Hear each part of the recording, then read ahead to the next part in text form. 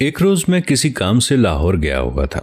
वहां पर एक जगह ख्वाजा अब्दुल रहीम साहिब से मुलाकात हो गई। बातों बातों में उन्होंने बताया कि अल्लामा इकबाल के देरीना और वफादार मुलाजिम अली बख्श को हुकूमत ने उसकी खिदमात के सिले में लायलपुर में एक मुरब्बा जमीन अता की है। वो बेचारा कई चक्कर लगा चुका है, लेकिन उसे कब्जा नहीं मिलता क्योंकि शरीर लोग इस पर नाजायज तौर पर काबिज हैं। ख्वाजा साहिब ने फरमाया, झंग लायलपुर के बिल्कुल करीब है, क्या तुम अली बख्श की कुछ मदद नहीं कर सकते? मैंने फौरन जवाब दिया, मैं आज ही उसे अपनी मोटर कार में झंग ले जाऊंगा और किसी न किसी तरह उसको जमीन का कब्जा दिला के छोड़ूंगा। ख्वाजा साहिब मुझे जावीद मंजिल ले गए और अली बख्श से मेरा तारुफ करवाते हुए कहा, ये झंग के डिप्टी कमिश्नर हैं, तुम फौरन तैयार होकर इनके साथ गाड़ी में बैठ जाओ, ये बहुत जल्द तुम्हारी जमीन का कब्जा दिलवा देंगे। अली बख्श किसी कदर हिचकिचाया और बोला, सोचिए तो सही, मैं जमीन का कब्जा लेने के लिए कब तक मारा मारा फिरूंगा? कब्जा नहीं मिलता तो खाए खड़ी। लाहौर से जाता हूं तो जावीद का नुकसान होता है। जावीद भी क्या कहेगा कि बाबा किन झगड़ों में पड़ गया। लेकिन ख्वाजा साहिब के इसरार पर वो मेरे साथ एक आध रोज के लिए झंग चलने पर आमादा हो जाता है।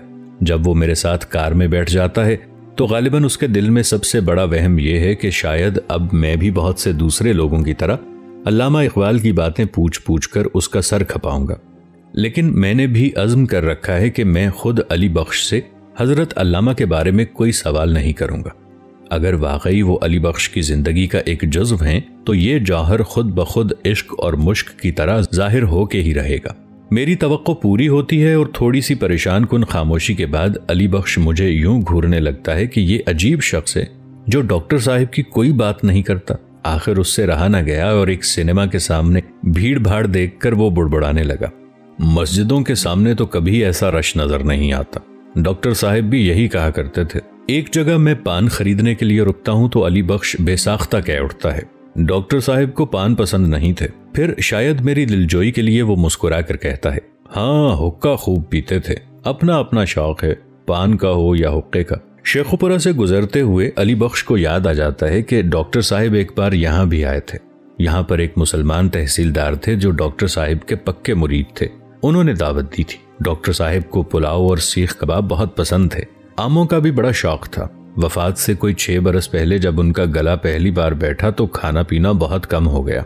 अब अली बख्श का जहन बड़ी तेजी से अपने मरकज के गिर्द घूम रहा है और बड़ी सादगी से डॉक्टर साहिब की बातें सुनाता जाता है। इन बातों में किस्सों और कहानियों का रंग नहीं बल्कि एक नशे की सी कैफियत है। जब तक अली बख्श का ये नशा पूरा नहीं होता गालिबन उसे जहनी और रूहानी तस्कीन नहीं मिलती। साहिब, जब डॉक्टर साहिब ने दम दिया है मैं उनके बिल्कुल करीब था। सुबह सवेरे मैंने उन्हें फ्रूट साल्ट पिलाया था और कहा कि अब आपकी तबीयत बहाल हो जाएगी। लेकिन ऐन 5:10 पर उनकी आंखों में एक तेज तेज नीली नीली सी चमक आई और जुबान से अल्लाह ही अल्लाह निकला। मैंने जल्दी से उनका सर उठाकर अपने सीने पर रख लिया और उन्हें झंझोड़ने लगा, लेकिन वो रुखसत हो गए थे। कुछ अरसा खामोशी तारी रहती है। फिर अली बख्श का मूड बदलने के लिए मैं भी उसे एक सवाल कर ही बैठता हूं, हाजी साहब, क्या आपको डॉक्टर साहब के कुछ शेर याद हैं? अली बख्श हंसकर टालता है, मैं तो अनपढ़ जाहिल हूं, मुझे इन बातों की भला क्या अकल। मैं नहीं मानता। मैंने इसरार किया, आपको जरूर कुछ याद होगा।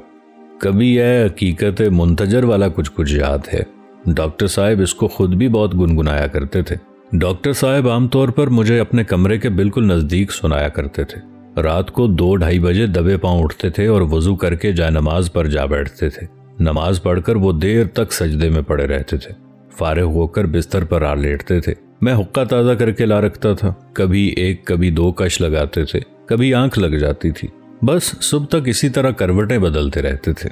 मेरा ड्राइवर एहतरामन अली बख्श को सिगरेट पेश करता है, लेकिन वो गालिबन हिजाब में आकर उसे कबूल नहीं करता।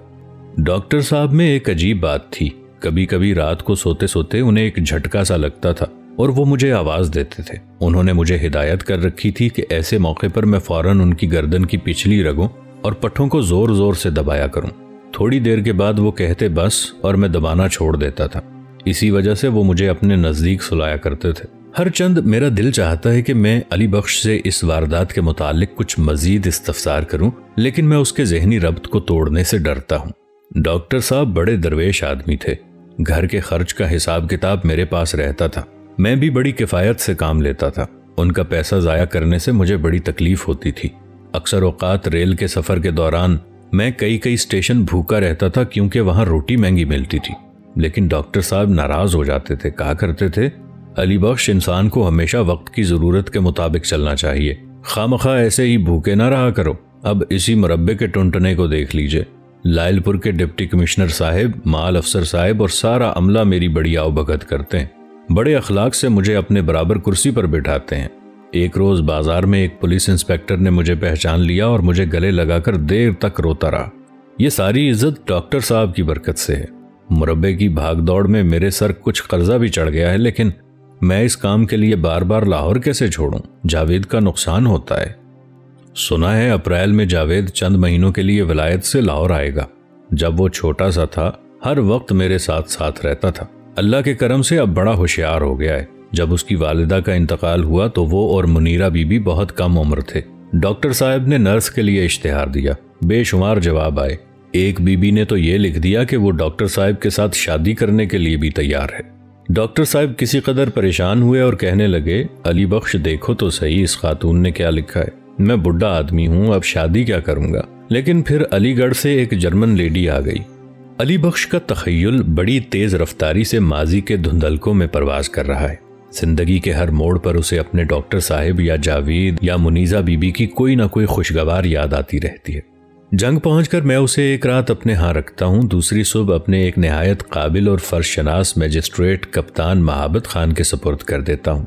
कप्तान महाबत खान अली बख्श को एक निहायत मुकद्दस ताबूत की तरह अकीदत से छूकर अपने सीने से लगा लेता है और ऐलान करता है कि वो अली बख्श को आज ही अपने साथ लायलपुर ले जाएगा और उसकी जमीन का कब्जा दिलाकर ही वापस लौटेगा। हद हो गई। अगर हम ये मामूली सा काम भी नहीं कर सकते तो हम पर लानत है।